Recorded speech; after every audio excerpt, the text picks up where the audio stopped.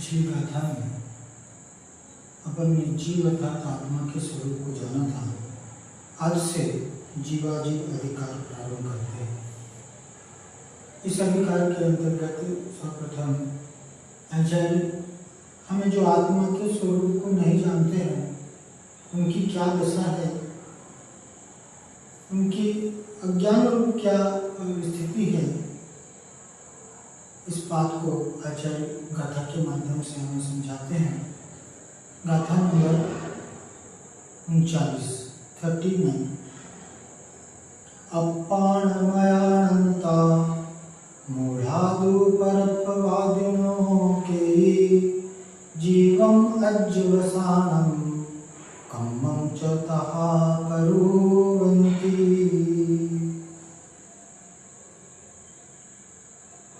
इसका हिंदी रूपांतरण देते हैं। परमात्मवादी मूढ़ जन निज आत्मा जाने नहीं, अध्यवसान को आत्म कहें या कर्म को आत्म कहें। क्या कह रहे हैं? अपाणमयानंता, आत्मा को न जानते हुए, मूढ़ादु परपवादियों के, मोही अज्ञानी तो परपवादियों, पर को आत्मा कहने वाले के अर्थात कोई जीवम अज्जवसानम, जीव अध्यवसान को कम्मं च तहा कुर्वन्ति, कर्म को और कोई अज्ञानी कहते हैं। क्या कहते हैं? अपाणमयानंता, जो आत्मा को नहीं जानते, जो आत्मा के स्वरूप को नहीं जानते, ऐसे मूढ़ अज्ञानी मोही जीव तो परपवादी यानी पर को ही आत्मा कहते हैं, और ऐसे कोई जीव अध्यवसान को अर्थात आत्मा के जो विकारी भाव हैं, राग द्वेष आदि हैं, उनको जीव रूप मानते, यानी जीव ही राग द्वेष रूप है ऐसा मानते हैं। और दूसरी बात में कहते हैं कम्मं च तहा कुर्वन्ति, और कर्म को कोई अज्ञानी कहते हैं, यानी कर्म को कोई अज्ञानी जीव रूप कहते हैं। दो प्रकार से बताया, यानी जो आत्मा के स्वरूप को नहीं जानते हैं जैसे मूल प्राणी, परत्ववादियों, पर को आत्मा कहने वाले कोई जीव सबसे प्रथम अज्जवसानम, अध्यवसान को अर्थात आत्मा के जो राग द्वेष विकारी भाव है उसे ही आत्म रूप मानते हैं। और दूसरे कम्मं च तहा कुर्वन्ति, और कोई अज्ञानी कर्म को ही जीव रूप मानते हैं, यानी आत्मा को जो न जानते हैं ऐसे कोई मोही अज्ञानी अध्यवसान को और कोई अज्ञानी कर्म को जीव रूप कहते हैं, कर्म को ही जीव रूप कहते हैं। और अध्यवसान अर्थात राग द्वेष आदि जो विकारी भाव है, राग द्वेष जो आत्मा के स्वभाव नहीं है, विभाव है, उसे आत्मरूप जीव रूप कहते हैं। ऐसा यहाँ पर जानना चाहिए गाथा के माध्यम से। आगे की गाथा में कहते हैं अवरे अज्जवसाने सुतीव्र मंदानुभावगम जीवम मरणन्ति तहा अवरे कम्मं चाभिजीवति। अवरे अर्थात अन्न कोई अज्जवसान है। पहले अपन हिंदी रूपांतरण देखते हैं। अध्यवसानी गत जो तीव्रताया मंदता वह जीव है, हर अन्न कोई यह करे कर्म ही बस जीव है। अवरे अज्जवसानेषु, यानी अन्न कोई अध्यवसानेषु, अध्यवसानों में तीव्र मंद अनुभाव जीवन, तीव्र मंद अनुभागत को जीव कहते हैं। क्या कह रहे हैं? अन्य कोई अध्यवसानों में जो पर के निमित्त से जो राग द्वेष आदि भाव हो रहे हैं उनके माध्यम से जो फल देने की शक्ति, जो अनुभाव है, वह तीव्र और मंत्र रूप जिस रूप अनुभाव है उस रूप ही जीव को मानते हैं। तथा मनंती अवरे अन्य कोई नो कर्मम चावि जीवते, नो कर्म को भी जीव मानते। अन्य क्या मानते हैं?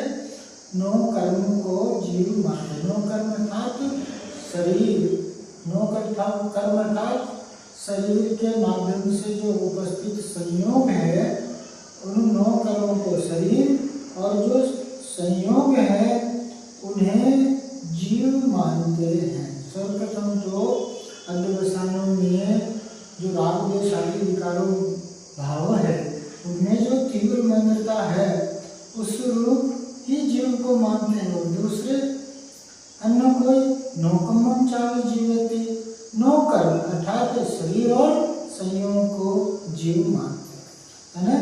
अन्य कोई अध्यवसान में जो तीव्र मंत्र अनुभाव है उसे जीव मानते हैं और कोई अन्य नो कर्म अर्थात शरीर को, मैं मोटा हूँ, मैं पतला हूँ, मैं गोरा हूँ, मैं काला हूँ, मैं ज्ञानी हूँ, मैं अज्ञानी हूँ, मैं दुखी हूँ, मैं सुखी हूँ, मैं अमीर हूँ, मैं गरीब हूँ, ये जो नौ कर्म रूप हैं इस रूप ही अपने आप को मानते हैं। आगे की गाथा देखते हैं 41 नंबर।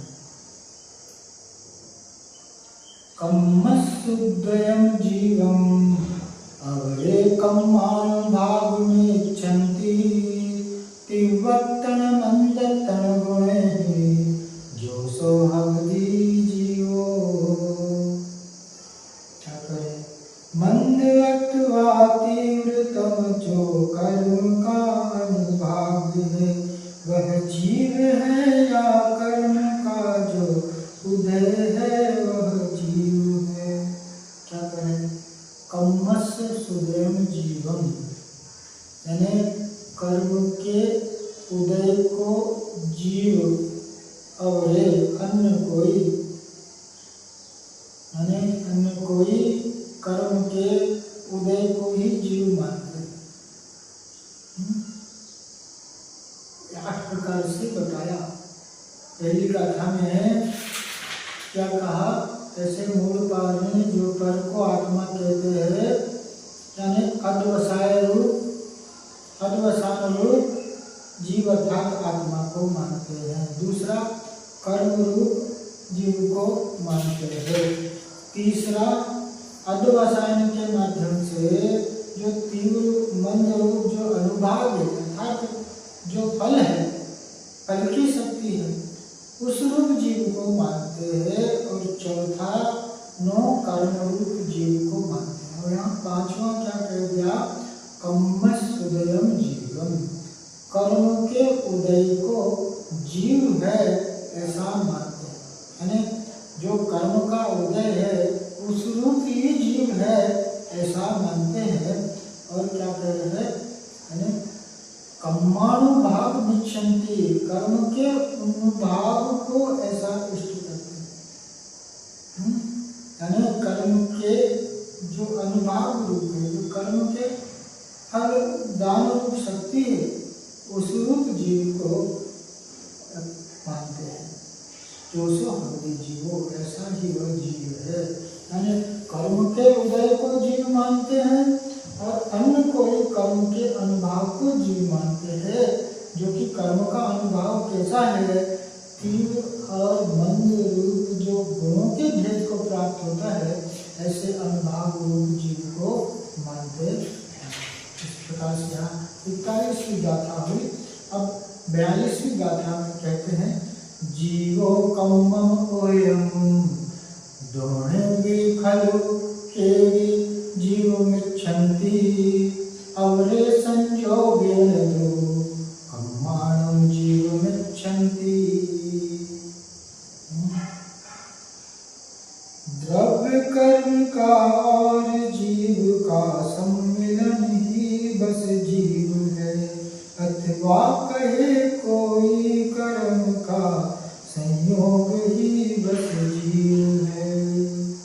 क्या कह रहे हैं? जीवो कर्मम वयम, जीव और कर्म ओहियम उभय रूप दोनों भी खलु के लिए जीव रचनते। सातवां प्रकार यहाँ पर बता दिया मिथ्या दृष्टि की, अज्ञानी की, जिसकी विपरीत धारणा है उसकी कैसी मान्यता है। उसमें सातवां मान्यता, सातवीं धारणा किस प्रकार की है? कहते हैं कि जीवों कर्म, जीव और कर्म उभय रूप है, यानी दोनों के मिलने से दोनों खलु के भी जीव रचनते, दोनों के मिलने से ही जीव माना जाता है।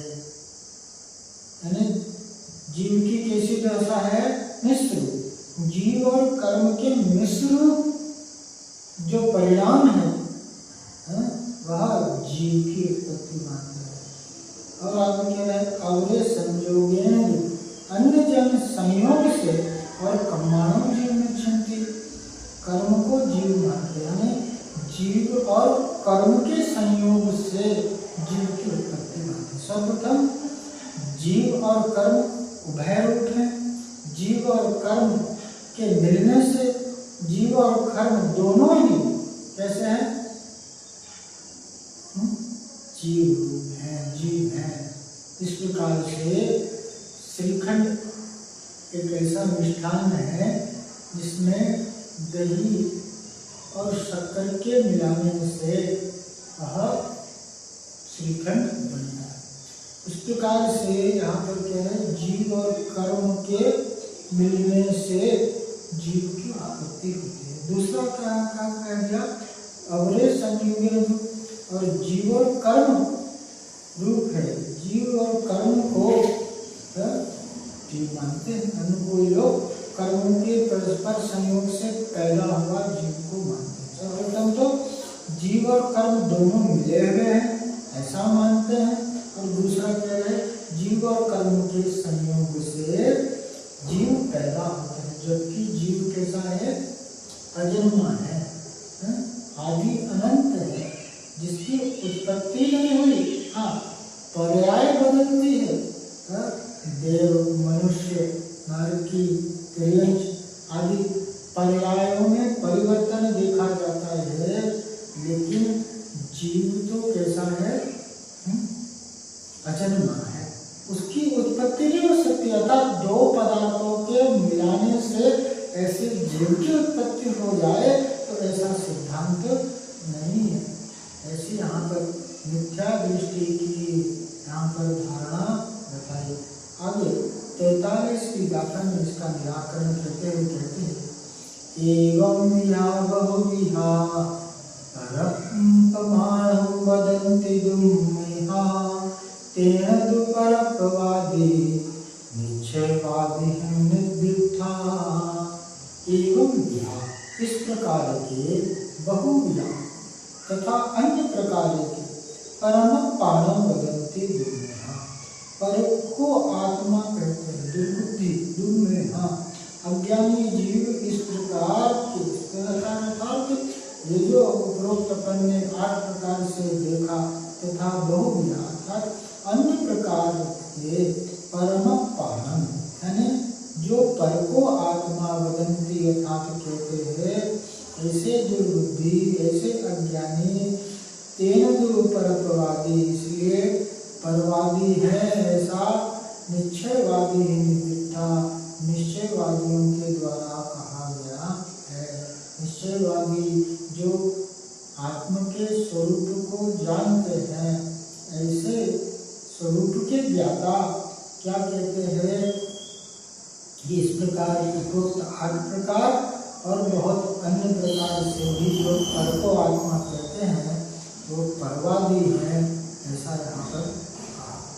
और भी अनेक प्रकार की आत्मा के विषय में अज्ञानी लोग भिन्न भिन्न कल्पनाएं करते हैं, लेकिन जो वस्तुस्थिति के जानने वाले हैं,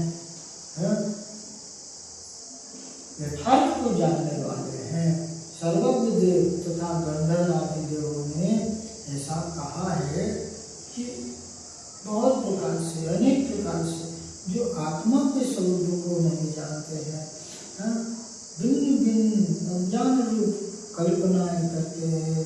अर्थात ऐसा क्यों? क्योंकि वे वस्तु स्थिति से अनभिज्ञ हैं, मंद बुद्धि हैं। ऐसा यहाँ पर सर्वज्ञ तथा गणधर ऋषियों ने कहा है। इस प्रकार से अपन ने यहाँ पर 5 गाथाओं के माध्यम से एक अज्ञानी की क्या दशा होती है, एक मिथ्या दृष्टि की क्या दशा होती है, जैसी धारणा, कैसी विपरीत ज्ञान रस को अनादिकाल से इस संसार में भटक रहा है, ऐसी मिथ्या मान्यता, ऐसी मिथ्या धारणा तुरंत ही दूर